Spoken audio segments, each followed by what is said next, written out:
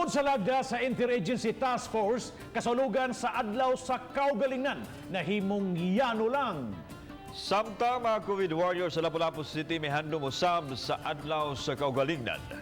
Lapu-Lapu City Mayor Junard Ahong-Chan adunay video message subay sa maong kalihukan. Siluan mayroon din sa report.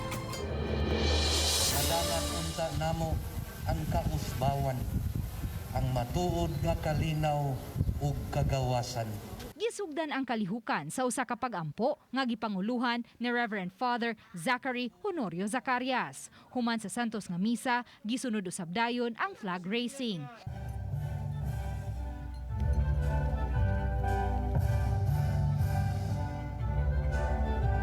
Kay ubos sa lagda sa IATF. Napo raman ka mga tao ang makatambong sa mga kalihukan sa mga dapit ubos sa GCQ ug kinahanglang ipatuman ang social distancing, walo lang ka mga konsihal ug si Lapu-Lapu City Police Office Director Clarito Baha ang mitambong sa flag racing nga gipahigayon didto sa Mactan Shrine. Si Mayor Junard Ahong-Chan nagpadalang og video message. Samtang ang ikaduhang flag racing gipahigayon sa Lapu-Lapu City Hall uban ang mga department heads.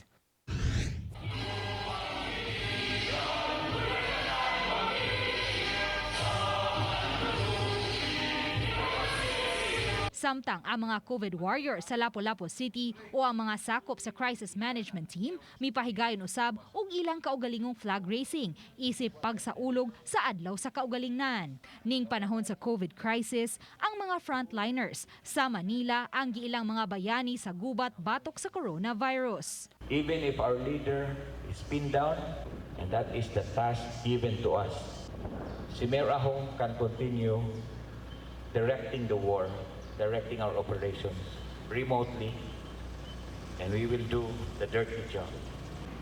Kita ang gisaligan. Muna magbantay ta. Sa pagkakaroon, aduna nay 151 ka mga COVID positive case ang Lapu-Lapu City, 51 niini ang nangaayo na, samtang 11 ang nakalas. There's nothing to worry. Ang among kabalakan kung dunay mga bag-o. Bag-o nga mga nagpositive, nga lain ang lugar or nagsikit-sikit. Second, mas mabala kami kung madaghan ang mga matay due to COVID. Karong adlaw, padayon ang mga COVID warriors sa Lapu-Lapu City sa ilang gimbuhaton. Pagkuha sa mga nadugang nga 12 ka mga confirmed COVID positive patients aron mada sila sa isolation facility.